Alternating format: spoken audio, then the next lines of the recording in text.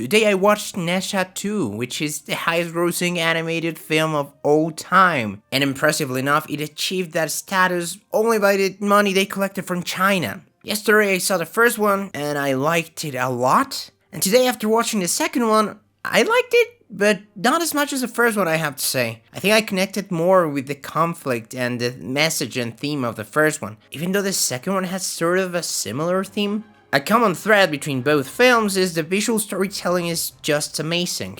I love the way they plant seeds and stuff that you want to pay attention to for something that's gonna happen later in the film, but the way they usually do it is through misdirection, which means they're pointing at you to look at something and they give you a reason, but the actual reason you should have paid attention for that is revealed later in the film and makes more sense. Like, they're great at just directing you to something and then subverting your expectations from whatever it was. I think they did that great in both films, although the second one is longer and it did feel longer. There's some stuff that probably could have been shorter, stuff that could have been different.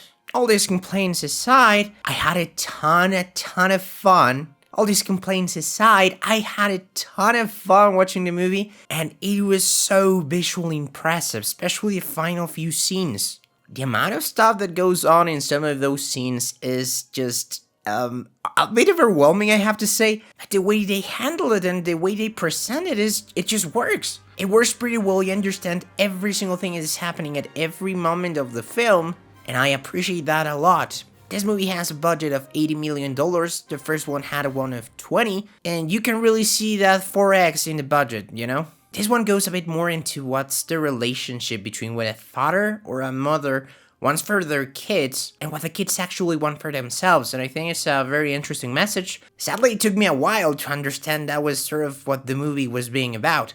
There were plenty of father-son relationships throughout the movie, but it was not until the end when someone said it was like, oh, yeah, that makes a ton of sense now. But maybe if they didn't say it, I would not have really realized that was what the film was about. Because yeah, the film goes through a lot of different A and B plots. The narrative structure worked pretty well for me. I really like how things were presented, and the order in which things happened and in which things were revealed. I think that works pretty well.